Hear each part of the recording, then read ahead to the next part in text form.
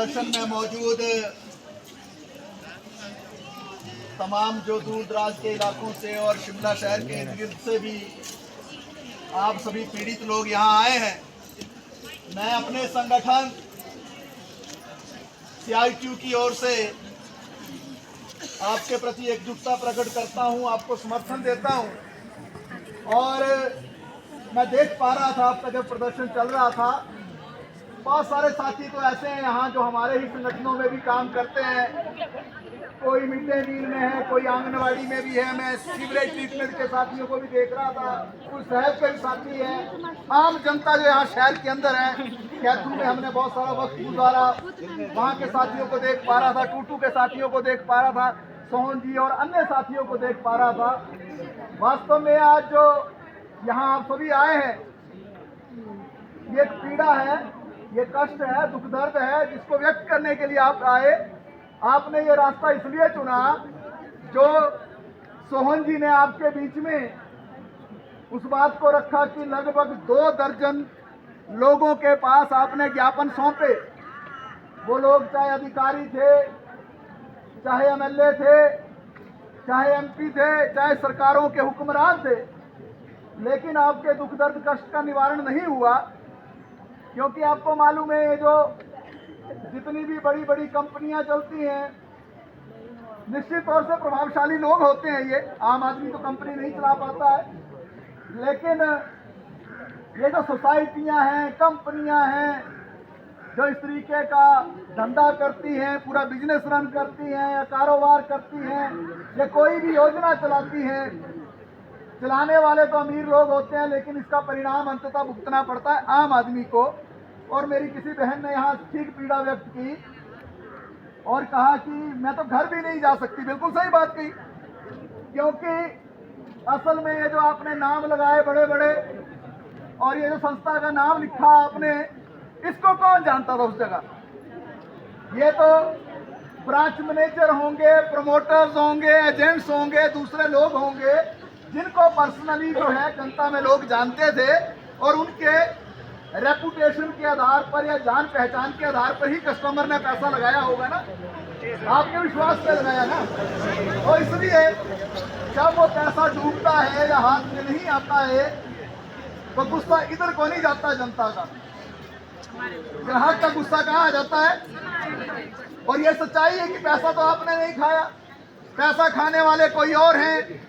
वो चाहे भाग गए, चाहे छिपे हुए हैं, चाहे कहीं भी बैठे हैं, लेकिन अल्टीमेटली अविश्वास एक दूसरे के प्रति चल रहा है कि शायद हम में से ही किसी ने गड़बड़ी तो नहीं कर दी सिस्टम के अंदर।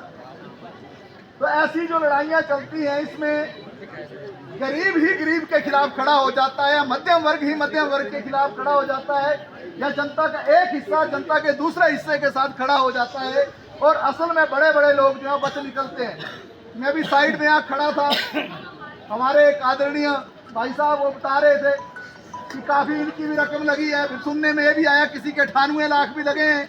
सुनने में ये भी आता है नॉर्मल 4, 5, 10, 12, 15, 20 लाख अपने भी। सिर्फ ऐसा नहीं है कि जो ग्राहक है, जो कस्टमर जिसको आपने वो उस योजना के दायरे में लाया, जिसको आपने जो उसमें जोड़ा स्कीम में, जिसने पैसा दिया, सिर्फ वो प्रभावित नहीं है, वो तो है ही है बेचारा।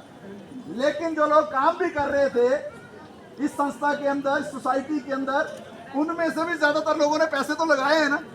क्योंकि सबको उम्मीद क्या होती है, कुछ चर्चाएं ऐसी भी चलती हैं समाज के अंदर।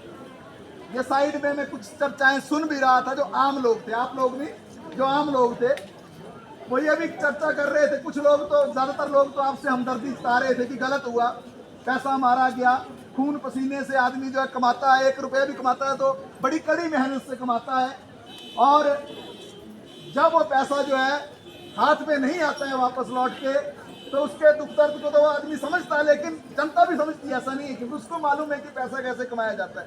लेकिन कुछ लोग ऐसे भी थे जो ऐसी चर्चा कर रहे थे कि किसने बोला जी जल्दी ज्यादा ब्याज लेने के लिए इधर को भागो, क्या पोस्ट ऑफिस खत्म हो गए थे, क्या LIC खत्म हो गई थी।